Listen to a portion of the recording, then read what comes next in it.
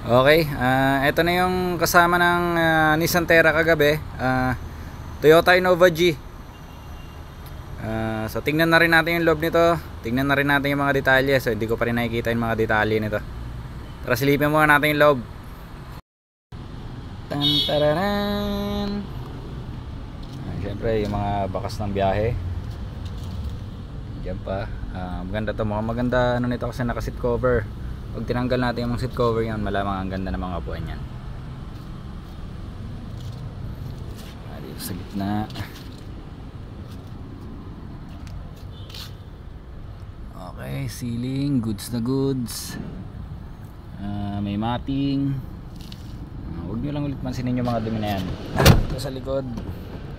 Okay. So hindi ganun kadumi to. Sa likod. Okay, goods din. Sa kabila. So yung mga bakas lang ng biyahe yung meron dito.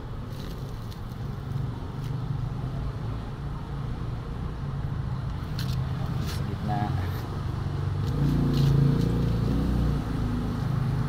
Okay. Okay, so mukhang goods na goods din to, mamen.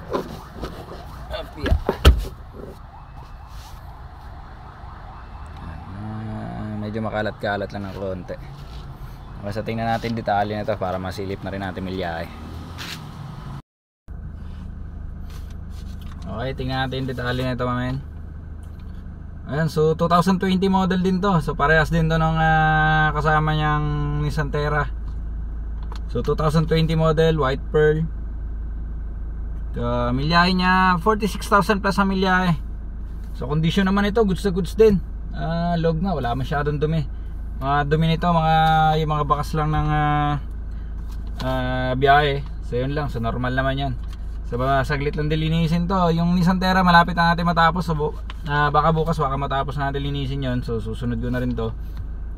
So abangan nyo lang to, mamen, kapag ka natapos na. Pupusin naman natin kaagad to. Baka sakaling mapusuhan nyo to, mamen. Abangan nyo lang. So ayan, see you in the next one.